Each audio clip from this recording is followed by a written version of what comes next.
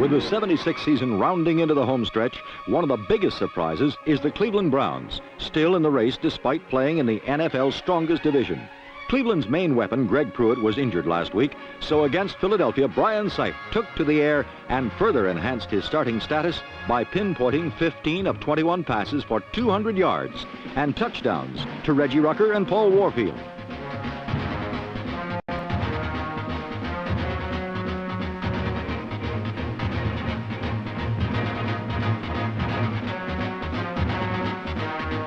Cleveland easily outdistanced the struggling Eagles 24-3 and now have won 5 of their last 6 games. In Oakland, Kenny Stabler was intercepted 4 times by the Chiefs, but still threw for 2 touchdowns as the Raiders continued to live and win with the pass. With 1 touchdown to Fred Biletnikoff and another to Dave Casper, Stabler ran his total scoring tosses to 20 tops in the entire NFL.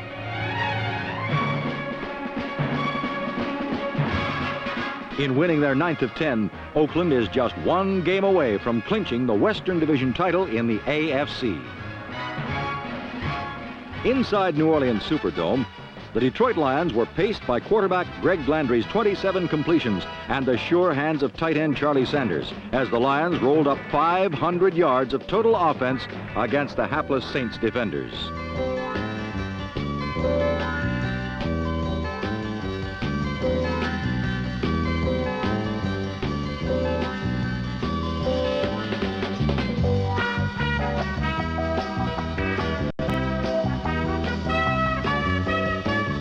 Detroit's defense is #1 in the National Conference and played up to that lofty ranking with only this exception, a 69-yard bomb from Bobby Douglas to Larry Burton.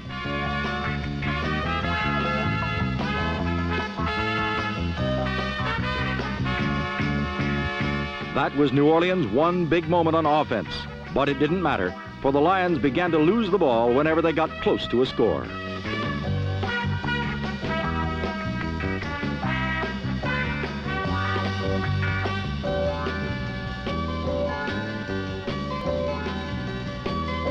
Detroit fumbled 3 times, but one was especially devastating. A poor center snap was fielded by Lion punter Herman Thunder Hands Weaver, who tried to run the ball out of the end zone instead of accepting a safety. Weaver coughed up the ball, which Warren Capone, number 51, gratefully accepted for a weird and winning touchdown. Saints 17, Lions 16.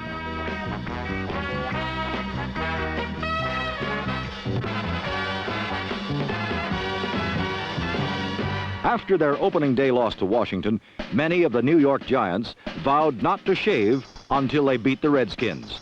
Considering Washington had won 11 straight from New York, their weight and their beards appeared to be a long-term situation. With perennial backup Norm Snead at quarterback and newcomers replacing injured regulars at several key positions, mild-mannered head coach John McVay hardly seemed the candidate to end the hold evangelical George Allen had over the Giants. But with just 4 minutes, 32 seconds left in what was a dead heated duel between field goal kickers, the battle was decided by the littlest giant of all. 5' 9" Joe Dinello attempted the longest field goal of his career, a distance of 50 yards. Dinello's success gave the Giants a 12-9 lead, and to some long-suffering New Yorkers, it must have been the most important field goal since Pat Summerall's 49-yarder beat the Browns for the championship in Yankee Stadium 2 decades ago. But a first victory for New York was not yet secure. Washington drove downfield with 41 seconds showing. George Allen disdained a chip shot, which would have sent the game into overtime, and had Joe Theismann go for the winning touchdown. From the 7, a blitz by number 53 rookie Harry Carson forced Theismann to hurry his throw, which was picked off by Jim Stanky in the end zone.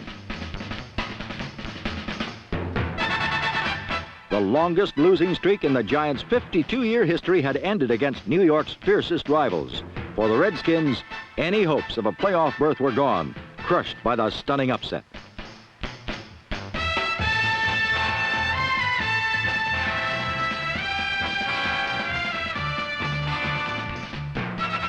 History was made on this Sunday in the Meadowlands of East Rutherford, New Jersey. A first victory in a new stadium, the first in the NFL for new coach John McVay, and the first ever against chief tormentor George Allen. In this season of absurdities for New York fans, the Giants haven't permitted a touchdown for 10 quarters. Unfortunately, their offense hasn't scored one in 18 periods of play.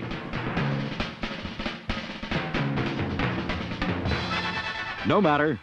Though their perfect season came to an end, the New York Giants are as they used to be, winners, for 1 week at the very least.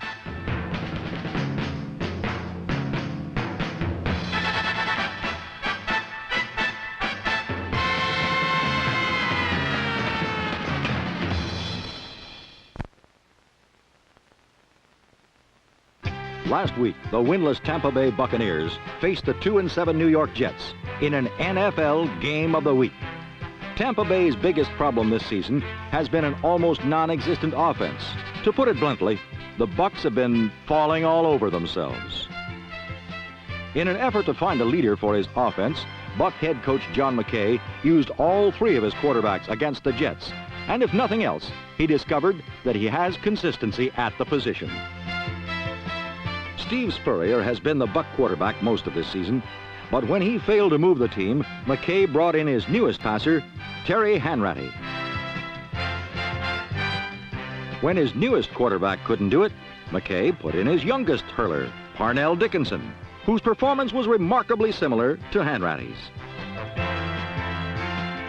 3 quarterbacks added up to Tampa Bay's 4th shutout in 10 games, and when the Jets saw the problems Spurrier, Hanratty, and Dickinson were having, New York elected to go without a quarterback. Actually, the Jets were going with Joe Namath in shotgun formation, not because Namath needs more time to read defenses or because he has a slow release, but simply because in the shotgun formation, Namath would be better protected.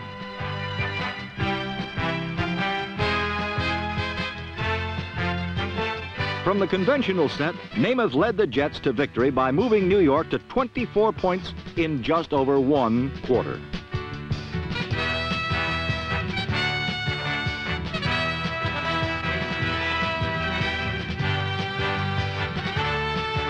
Rookie Clark Gaines' great run began the streak late in the first quarter. When Namath had the Jets safely in front, he retired from further competition, and the only touchdown in the second half was Lou Piccone's 60-yard punt return that concluded a 34-0 beat-up of the Bucs.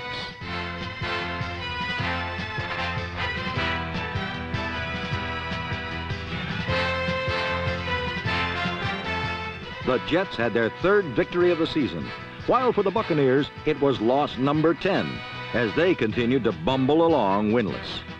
Early in the year, Bart Starr's Packers were having similar problems in execution, but in winning 4 of their last 6, Green Bay seemed to be moving in the right direction. That was up until last week, however.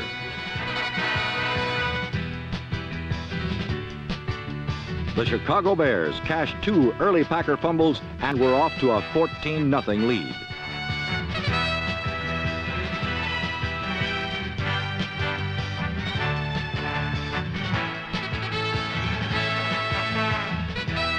But the Pack soon got its execution back, and while the Bears could put no more points on the board, Green Bay began to close in.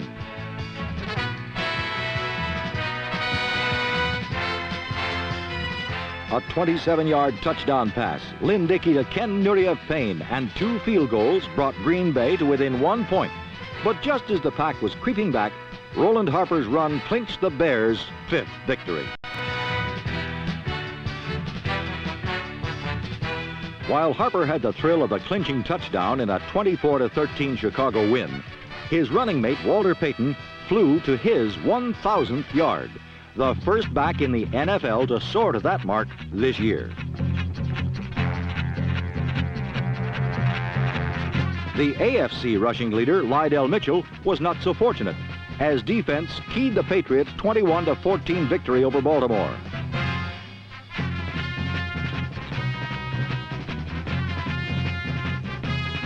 Mitchell gained just 52 yards, and Burt Jones could find bombs-away buddy Roger Carr for just 1 early score.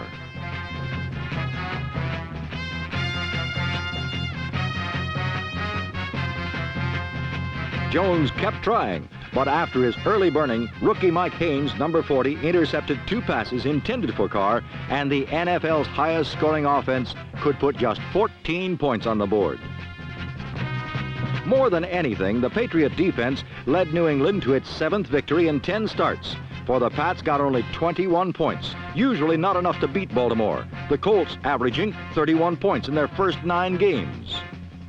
Steve Grogan's short touchdown pass and 8th and 9th touchdowns of the year had New England ahead 21-14 at the half, the ultimate final score. Desperate for the tying touchdown, Jones kept trying for a quick strike, but New England shut out the Baltimore Colts for the entire second half and moved to 1 game behind in the AFC East Division race, behind the frustrated Colts.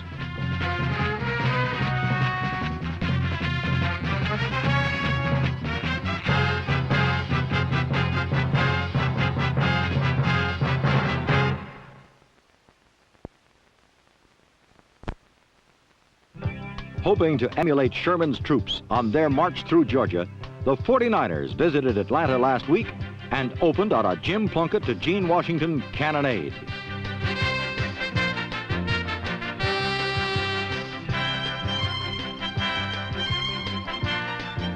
But Atlanta's Scott Hunter and split-end Alfred Jenkins set up a barrage of their own, good for scores of 34 and 21 yards.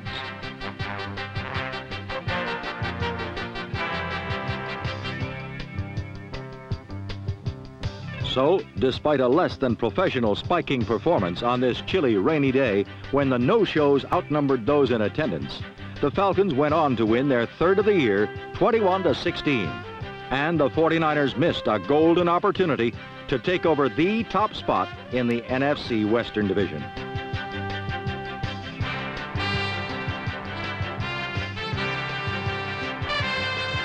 Meanwhile, in the AFC West, Denver's playoff hopes got off to a shaky start.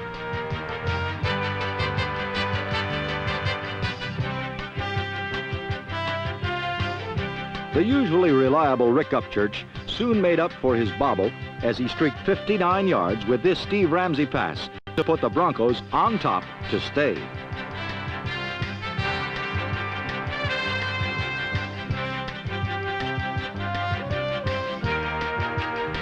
The Denver defense, which has given up the 3rd fewest amount of points in the NFL this season, was true to form as they closed down the end zone and left the Charger air game in a nosedive.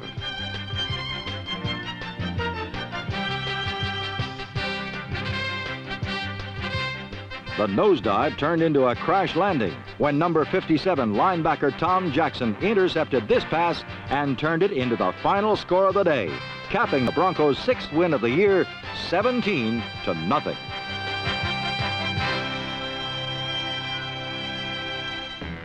Meanwhile, up in Minnesota, Seahawk quarterback Jim Zorn led a surprisingly strong attack to a 7-7 first quarter tie with the Vikings. Despite the usual superlative performances by Chuck Foreman, number 44, and Fran Tarkenton, Minnesota could not breathe easy all afternoon.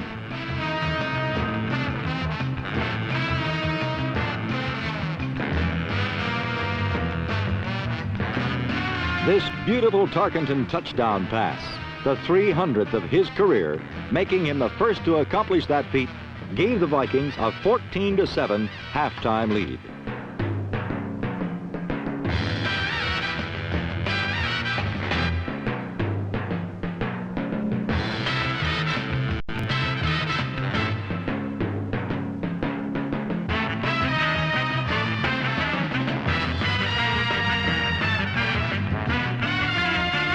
It seemed that Sammy White's catch was just the kind of play designed to break an expansion team's resolution. But the Seahawks held tough, and early in the 3rd quarter, Zorn buzzed an 80-yard beeline to Steve Rabel, number 83, to tie the score at 14.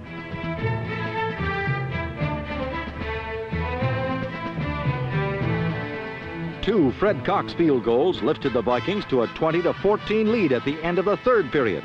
But the fledgling Seahawks remained anxious to try their wings.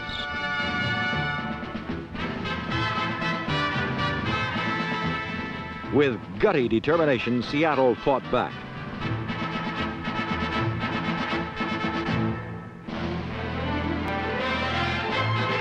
Executing beautifully and looking like anything but a first-year franchise, the Seahawks drove to the Vikings' 7-yard line early in the last quarter.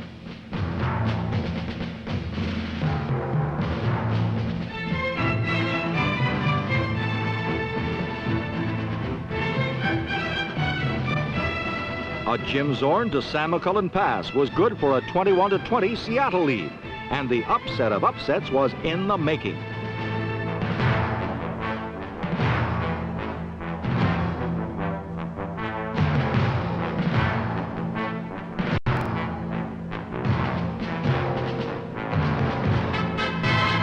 But a cool veteran like Fran Tarkenton is tough to beat. And with less than 5 minutes left in the game, his pass to Stu Voigt ended the Seahawks' dreams of glory 27-21. A close call for the playoff-bound Vikings and a game to most surely be proud of for the Seattle Seahawks.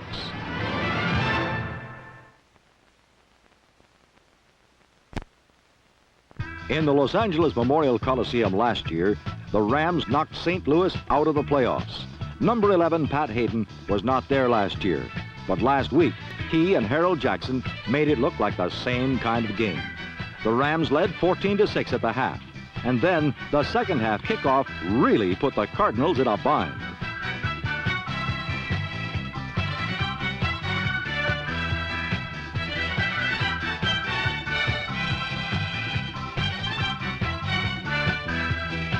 Cullen Bryant, the 235-pound kick returner, put the Rams ahead 21-6. And then Jim Hart finally got his offense in gear.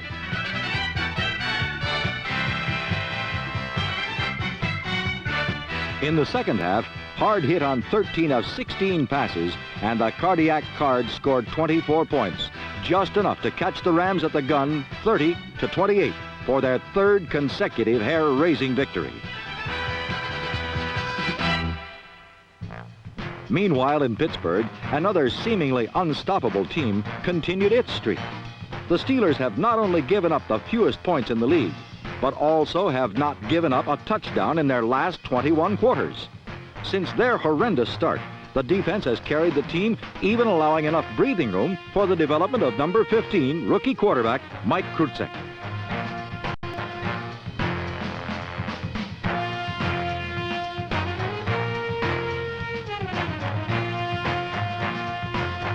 Frank Lewis had stepped on the sideline, but his big play against the Dolphins was one of the key elements for the Pittsburgh offense. The other key element was the NFL's top-ranked running game, featuring Rocky Bleier and Franco Harris, both of whom rushed for more than 100 yards for the second straight week.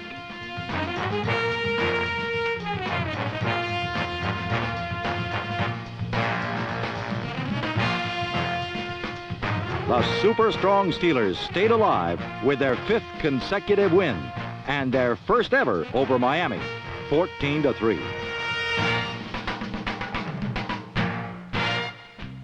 The Cincinnati Bengals are the team the Steelers must beat out to have a chance for the playoffs. And last week, number 21, John Hadl, almost led the Oilers to the upset Pittsburgh was hoping for.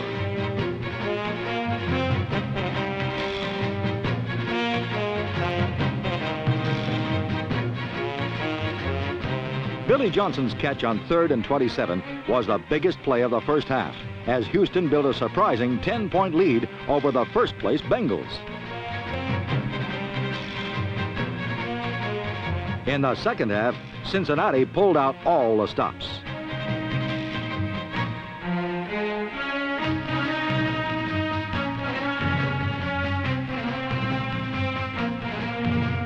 The play had gone from Anderson to Elliott to Curtis to Anderson to Trumpy, and the Bengals were finally off and winging.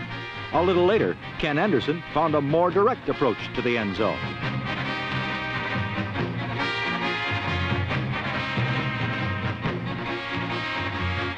One of the world's fastest linebackers, Robert Brazile, caught up with Isaac Curtis and forced him out of bounds. But the Bengals finally went ahead 24-20 in the fourth quarter. And then John Hadl put the Oilers back on top with this pass to running back Ronnie Coleman. But all of this was mere preliminary to the fourth down spectacular, which won the game for Cincinnati.